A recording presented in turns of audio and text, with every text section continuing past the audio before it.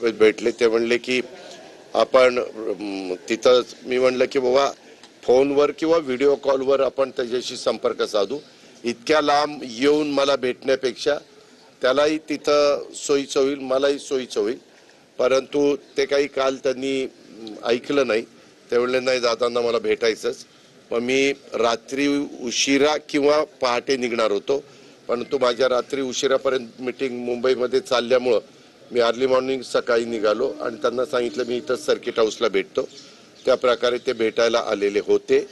त्यांनी त्यांची जे काही म्हणणं आहे ते सांगितलं, काय घडलं कसं घडलं वगैरे जे त्यांनी त्यांची बाजू तिथं मांडली आणि ते म्हणले की आम्ही छावा संघटनेच्या माध्यमातून काम करतो, आमची एवढेच मागणं होतं, जे काय आमचं निवेदन होतं ते निवेदन स्वीकारावं, त्याच्यामध्ये मारहाण करण्याचं काहीच कारण नव्हतं आणि असं अनेकांना आम्ही भेटत असतो. त्या सगळ्या गोष्टी ऐकून घेतल्यानंतर मी त्यांना सांगितलं की बाबा त्या बाबतीमध्ये जे काही घडलंय ते चुकीचंच घडलेलं आहे. त्याच्यामध्ये ज्यांनी घडवलं जे प्रमुख होते त्यांना मी ताबडतोब राजीनामा द्यायला सांगितला.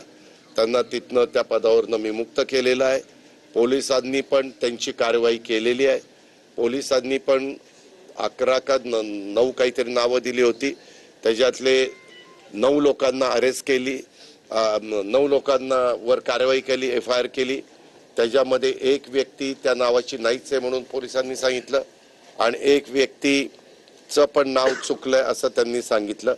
तरी देखील मी गाडगे भेटल्यानंतर मी तिथल्या SP-ना फोन लावला लातूरच्या आणि त्यांना सांगितलं की ही घटना घडली, ही बरोबर नाही.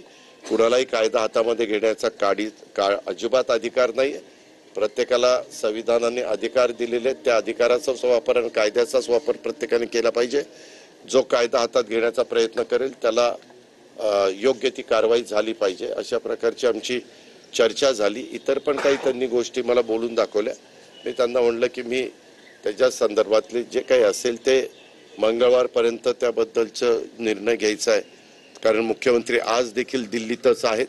कदाचित ते उद्या येतील, परंतु मी उद्या पुण्याच्याच दौऱ्यावर आहे, परवा मी अहिल्यानगरच्या दौऱ्यावर आहे.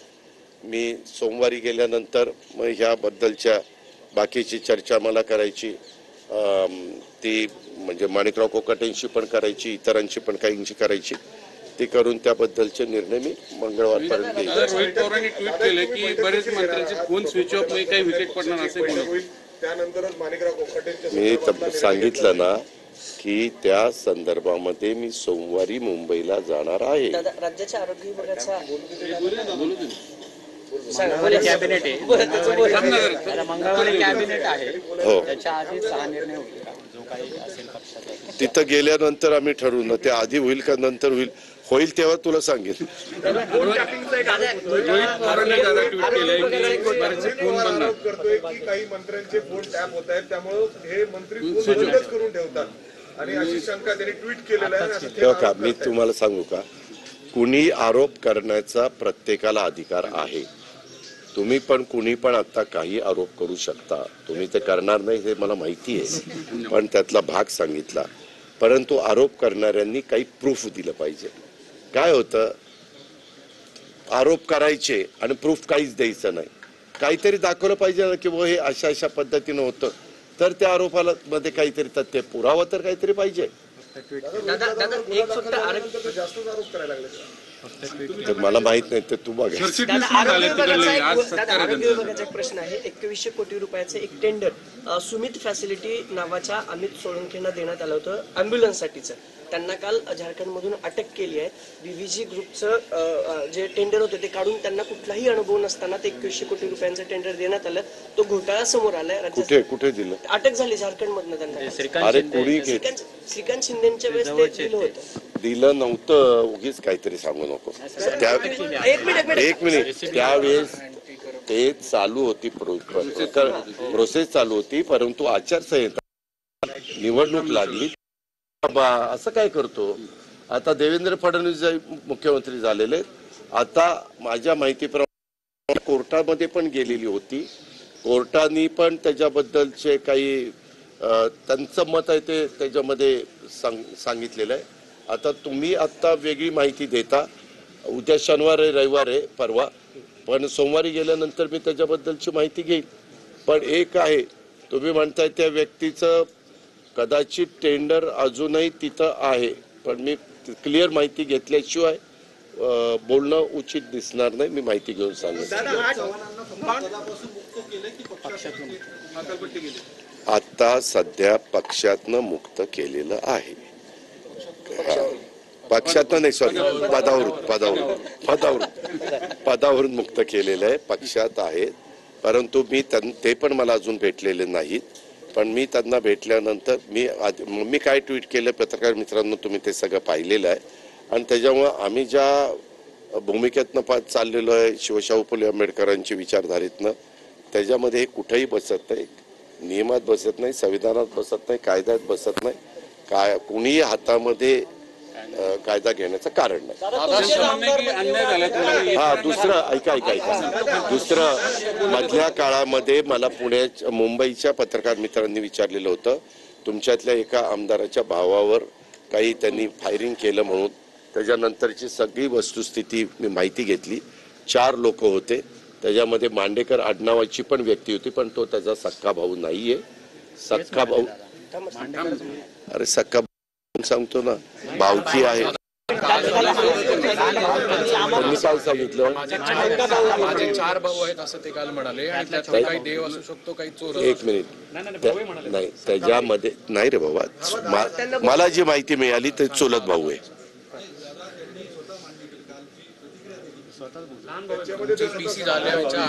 एक मिनिट, त्यांनी काय माहिती दिली ती तुम्हाला माहिती आहे. मला माहिती जी मिळाली ते त्यांचा चुलत भाऊ आहे. मी पोलिसांना सांगितलं, कुणाचा चुलत भाऊ असू द्या, सक्का भाऊ असू द्या किंवा कुणी असू द्या, कारवाई झाली पाहिजे. सर्वांना त्याच्यामध्ये अटक करण्यात आलेली आहे. 3 का 4 दिवसाचा रिमांड त्यामध्ये मिळालेला आहे. वेपन कसं वापरलं, त्याला अधिकार आहे का काय, त्या सगळ्या गोष्टी बारकाईनं बघायला सांगितलेल्या आहेत. मध्ये लगेचच तुम्ही बातमी काहींनी लावलेली होती की त्याच्यात एक महिला जखमी झाली. कुणीही महिला जखमी झालेली नाहीये, पण फायरिंगचा आवाज आल्यानंतर एक महिला तिथं बेशुद्ध पडलेली होती, परंतु नंतर ती शुद्धीवर आली. ती धडधाकट आहे, तिथं काही तिला झालेलं नाहीये. पण अशा प्रकारच्या घटना कुणाच्याच बाबतीमध्ये घडता कामा नये म्हणून SP गिल आणि ॲडिशनल SP बिरादार यांना सांगितलेलं आहे, तुम्ही कुठलाही राजकीय कुणाचा दबाव तिथं येणार नाही याची मला खात्री आहे. तुम्ही तुमचं काम करा आणि तुम्ही तुमची सक्त कारवाई करा, आणि तशा पद्धतीनं जे कोणी दोषी असतील त्यांना जे काही कलम लावायची ती पण लावा. कुठं उशीर झाला, कुठल्या आमदार अडचणीत आले. एक मिनिट, उद्याच्याला तुमच्या चुलत भावानी कुठं गोळी झाडली तर तुझा काही संबंध आहे का? तुझा काही संबंध आहे का? हे का त्या व्यक्तीने कुठं काही चूक केली का? अनेकांचे अनेक नातेवाईक असतात. इथं आपण आता तुम्ही मला प्रश्न विचारतात, तुम्ही पण माझे लांबणं नातेवाईक ठरू शकतात, कारण अलीकडे सगळीकडे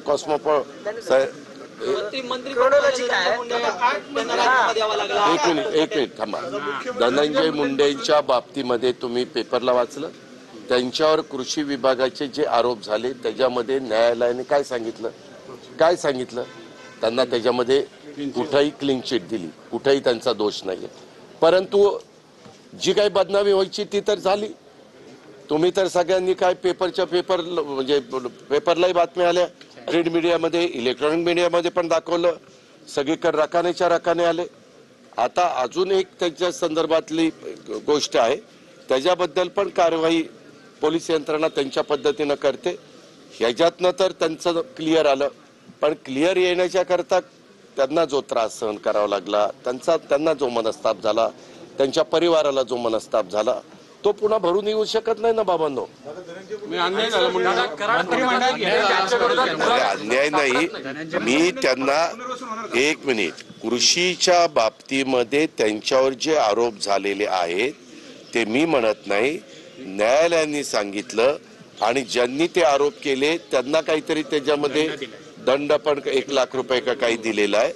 आपल्या इथं न्याय व्यवस्था ही सर्वोच्च व्यवस्था आहे, त्यांनी दिलेला तो निर्णय आहे. कृषी खातं देणार दादा परत, कृषी खातं त्या संदर्भामध्ये अजून एका गोष्टीच्या संदर्भात माहिती आम्ही घेतोय. त्याचे पूर्णपणे मला वाटतं न्यायालयीन चौकशी चालू आहे.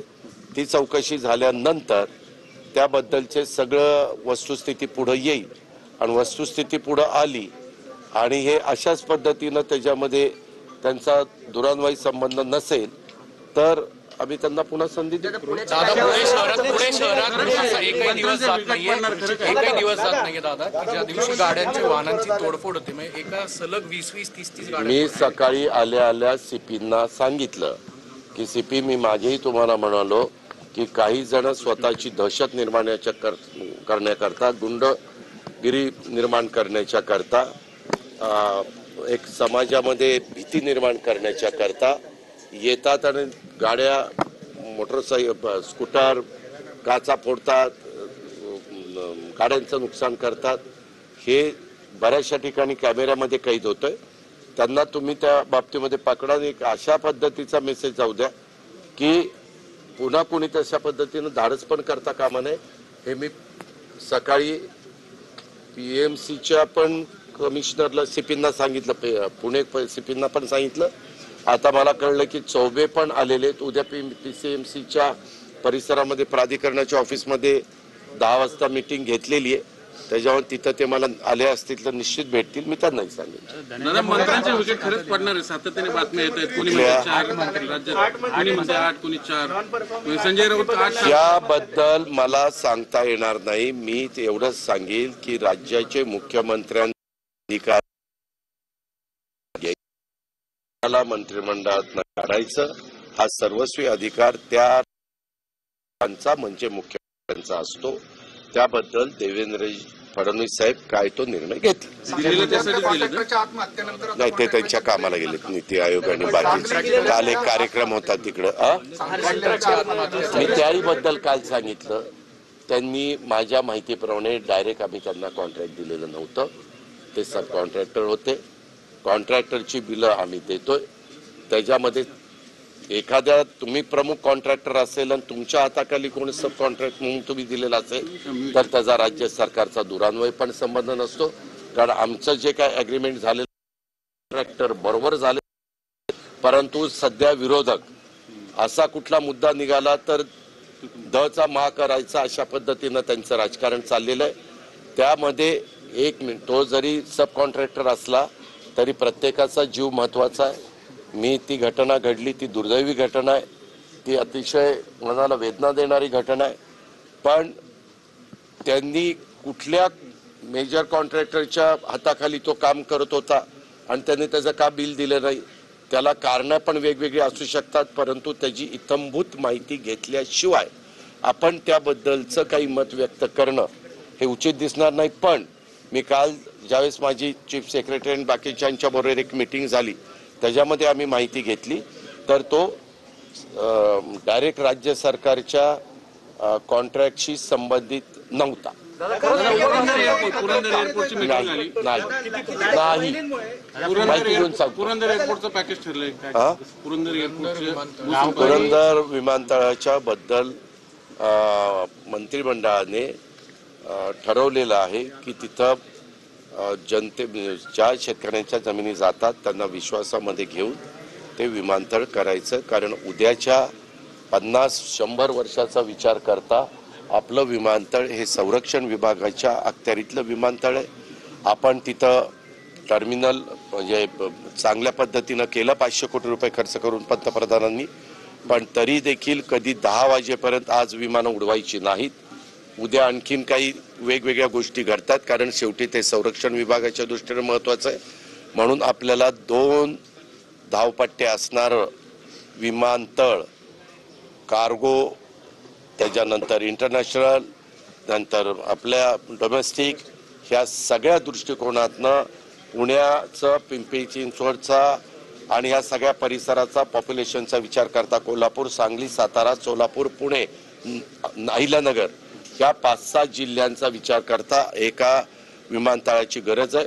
आपण अनेक ठिकाणच्या जागा पाहिल्या, परंतु आता तरी सध्या सासवडच्या शिवाय दुसरी कुठली जागा पुण्याच्या जवळपास आपल्याला पाहायला मिळत नाही. निश्चितपणे तिथल्या काही गावकऱ्यांचा, शेतकऱ्यांचा विरोध आहे. त्यांना आम्हालाही नाराज करायचं नाही, पण त्यांना योग्य मोबदला देऊन त्यांना पुन्हा त्यांची शेतीवाडी इतर ठिकाणी करता आली पाहिजे. त्यांची घरं पुन्हा आता त्यामध्ये कदाचित एकही गाव जात नाहीये. पहिला आपण जास्त एरिया घेत होतो, आता कमी केलाय. आणि त्याच्यामध्ये मला जी माहिती मिळालेली आहे आमच्या जिल्हाधिकाऱ्यांच्याकडनं, त्याच्यामध्ये एकही गाव जात नाही. आणि त्यांचं पुनर्वसन पण आपण त्याच परिसरामध्ये करतोय. त्याच्यामुळं जसं आपण आता टाउन आपल्या MIDCला सुरू केलंय, अनटेक सुरू केल्यापासून MIDCला बऱ्यापैकी लोक प्रतिसाद द्यायला लागलेल्या आहेत. त्याच धर्तीवर कलेक्टरांना मुख्यमंत्र्यांनी सूचना केलेल्या आहेत. आता अधिवेशन चालू असताना त्याच्याबद्दलची एक आढावा बैठक मुख्यमंत्री महोदयांनी घेतली. तुम्ही आता प्रश्न विचारला म्हणून ते पण आमचीच लोक आहेत. तुम्ही कृपा करून त्याच्यातनं गैरसमज करून घेऊ नका, त्याच्यातून गैरार्थ काढू नका. आपल्याला आपल्या शहराच्या आणि या सगळ्या परिसराच्या दृष्टिकोनातनं ती जागा जर विमानतळाच्या योग्यतेची निघालेली आहे, त्यामुळं आपल्याला तिथं विमानतळ करावं लागणार आहे.